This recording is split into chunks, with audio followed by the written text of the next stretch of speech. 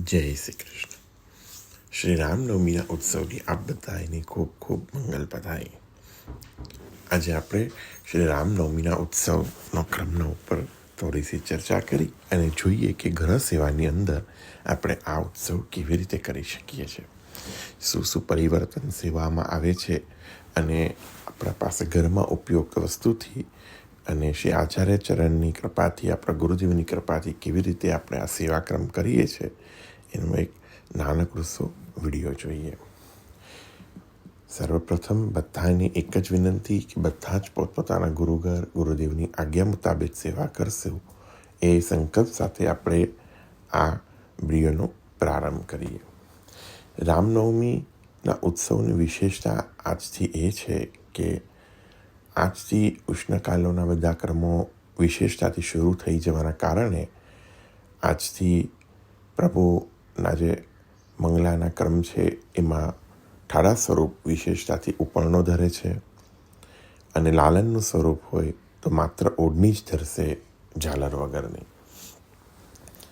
શૃંગારમાં આજે રામનવમીનો ઉત્સવ હોવાના કારણે આપ શ્રી કેસરી કોલેબનનો વાઘો ધરશે અને લાલન હશે તો નોર્મલ વાઘો જ ધરશે. મંગલા પ્રસાદ એટલે મંગલ ભોગ સર્યા પછી મંગલા આરતીનો જો ક્રમ હોય તો એ થઈ જવા બાદ આજે અભ્યંગનો ક્રમ થશે. અભ્યંગ થયા પછી પ્રભુને સ્નાન થયા પછી શૃંગાર થશે અને શૃંગાર બે જોડીનો છે. બે જોડીનો અર્થ એટલે હીરા અને માણેક, અને શ્રીઅંગ પર બધી જ માલાઓ આવશે એટલે હીરા પન્ના માણેક આ ત્રણેય રંગની માલાઓ આવશે. મસ્તક ઉપર કુલે અને 5 મોરપંખનો જોડ. જો ઠાડા સ્વરૂપ હોય પીટિકાવાળા તો ઠાડા વસ્ત્ર સફેદ. આજે બીજું વિશેષ એ છે કે સફેદી વળી નથી થતી, એટલે ખાસ આની નોંધ રાખવી કે આજે સફેદી વળી થતી નથી. અને શૃંગાર ભારી કરી અને પ્રભુને રાજભોગ ધરાવો.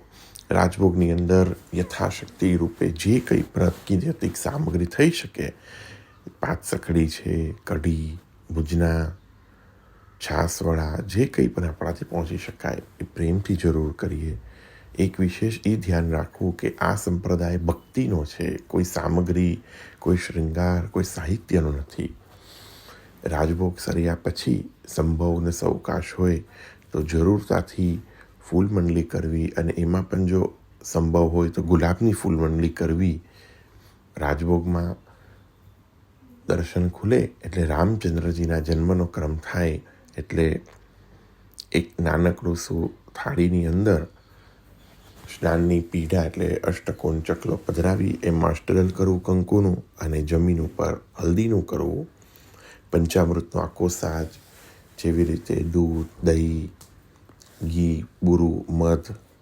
પંચામૃત માટે આચમનની લોટીમાં કે આચમનની જારી જે હોય તો એમાં જલ, ઘસેલું ચંદન, તુલસી દલ, તુલસી પત્ર, કંકુ, ચોખા અને સંકલ્પ માટેની એક લોટી, અને સ્નાન કરાવવા માટે લોટી કે શંખ જે આપણે કરી શકતા હોય એમ. ને રામચંદ્રજીનો જન્મના દર્શન ખુલતા રાજભોગના દર્શનમાં જ આ ક્રમ થાય. તો સંભવ હોય તો ગિરિરાજજી, શાલિગ્રામજી કે પંચામૃત માટે કોઈ સ્વરૂપ બિરાજતું હોય તો એ, નહીં તો વેણુજીને પધરાવી સર્વપ્રથમ 2 વાર તિલક કરી, અક્ષક કરી, 2 બીડા ધરાય કંકુની લીટીવાળા. પછી બધા જ સામગ્રીના પાત્રમાં તુલસી પત્ર, પંચાક્ષર મંત્ર બોલીને પધરાવા. તુલસી દલ વડા કર્યા, અક્ષક વડા કરો, બીડા વડા કરો જે ધૈરાતા. સર્વપ્રથમ દૂધથી સ્નાન કરાવો, દહીંથી, એના પછી ઘીથી, બુરાથી અને શહેદ એટલે મધથી. અથવા બાદ આચમનની જારીથી શુદ્ધ જલથી સ્નાન કરાવો.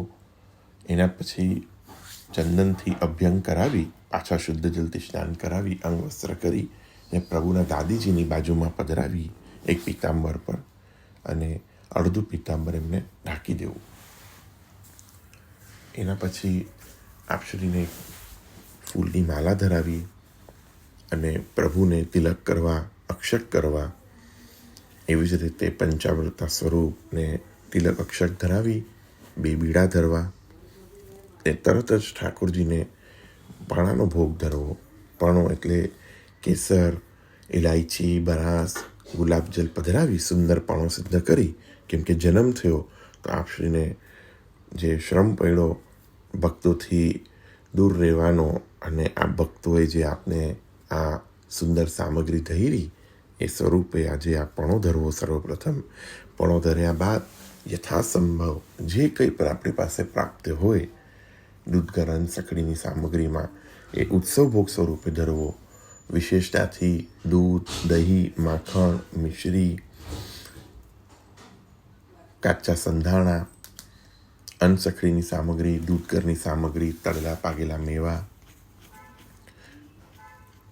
ઋતુફળ એટલે આંબા છે અત્યારના ઋતુફળ, જે કંઈ પણ આપણી પાસે સુંદર ફળ ફૂલમાં મળે એ પધરાવા, અને એક નાનકડી ચોકી પર દહીં ભાત ને એની અંદર અચાર. એ વિશેષ સાથે જન્મ જયંતિ જ્યારે પણ થાય ત્યારે વિશેષથી દહીં ભાત ઉત્સવ ભોગમાં ધરવામાં આવે. એની ચોકી સખડી પર હોવાના કારણ અલગ આવે. જો અગર આપણે સખડી ન પહોંચતા હોય તો આ જ દહીં ભાત આપણે દૂધઘરમાં જેવી રીતે સામાનો બનાવીને પણ ધરાવી શકીએ છીએ. તો બાજુમાં એક ચોકી ઉપર એને કરી અને એનામાં એક અચારની ટૂંક એટલે આખી આથેલી કેરી પધરાવવાનો ક્રમ છે. જો આપણાથી પણ ન હોય તો ખાલી દહીં ભાત પણ ધરાવી એમાં તુલસી દલ પધરાવી પ્રભુને નિવેદન કરીને આરોગવાની વિનંતી કરી સમયસર ભોગ સરાવી આચમન મુખવસ્ત્ર કરી મંદિર વસ્ત્ર કરી ખંડપાઠ ચોકી યથાવત સાજી અને પછી રાજભોગનો નિત્યવત ક્રમ રહ્યો. તો આજથી શયન પણ આપણે આ તિબારીમાં થવાનો ક્રમ છે.